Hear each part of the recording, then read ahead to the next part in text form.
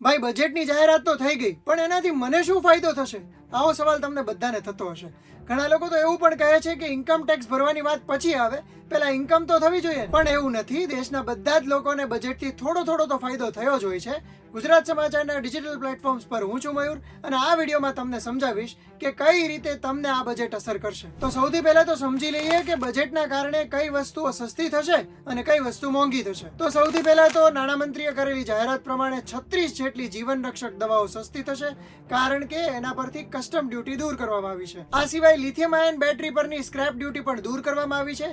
એના કારણે મોબાઈલની બેટરી અને એસેસરીઝ પણ સસ્તી થશે.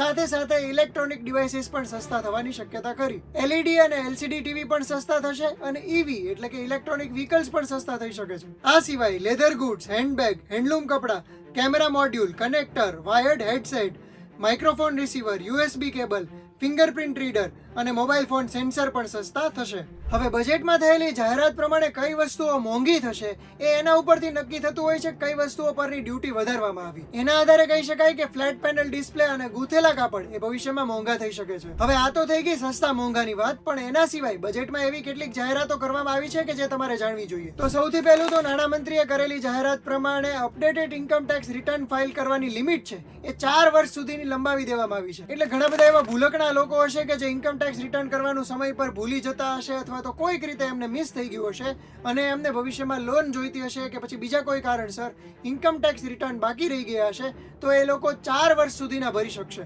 બીજી મહત્વની જાહેરાત છે એવા લોકો માટે કે જેમને રેન્ટલ ઇન્કમ આવતી હશે. ભાડાની આવક ઉપર TDS ની મર્યાદા એ 2.4 લાખથી વધારીને 6 લાખ કરી દેવામાં આવી છે. અને આ સિવાય બે સંપત્તિનું વાર્ષિક મૂલ્ય 0 બતાવી શકાશે.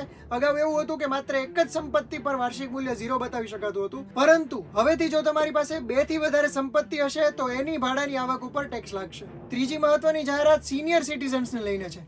ઘણા બધા સિનિયર સિટીઝન્સ એ બેંકમાં કે પછી નેશનલ સેવિંગ સ્કીમ્સમાં એ બધામાં પૈસા જમા કરતા હોય છે, અને એની જે વ્યાજ પરની આવક છે એના ઉપર TDS કપાતો હોય છે. હવે આ જે TDS ની લિમિટ છે એ 50,000 થી વધારીને 1 લાખ જેટલી કરી દેવામાં આવી છે, જેના કારણે સિનિયર સિટીઝન્સને વ્યાજની આવક પર થતા TDS માં કપાત મળશે. આ સિવાય ખેડૂતો માટે પણ ઘણી મહત્વની જાહેરાત કરવામાં આવી છે. એમાંથી એક છે કિસાન ક્રેડિટ કાર્ડની, કે જેની લોનની મર્યાદા 3 લાખથી વધારીને 5 લાખ કરી દેવામાં આવી છે, અને એનો લાભ 7.7 કરોડ જેટલા ખેડૂતોને મળી શકે છે. અને એ સિવાય બજેટની સૌથી મોટી જાહેરાત કે જેની તમને ખબર જ હશે કે 12 લાખ સુધીની આવક પર કોઈ પણ પ્રકારનો ટેક્સ ભરવો પડશે નહીં, કારણ કે રિબેટની જે મર્યાદા છે એ વધારી દેવામાં આવી છે. અને પગાર ધારકો હશે એમણે 12.75 લાખની વાર્ષિક આવક ઉપર ઇન્કમ ટેક્સ નહીં ભરવો પડે, કારણ કે સ્ટેન્ડર્ડ ડિડક્શન પણ 75,000 જેટલા વધારવામાં આવ્યા છે. આને લઈને અમે એક ડિટેલ્ડ વિડીયો પણ બનાવ્યો છે, જે તમને ગુજરાત સમાચારના ડિજિટલ પ્લેટફોર્મ્સ પર જોવા મળી જશે. બજેટના આગલા દિવસે વડાપ્રધાને કહ્યું હતું કે મિડલ ક્લાસ અને ગરીબ વર્ગ ઉપર મહાલક્ષ્મીની કૃપા થશે.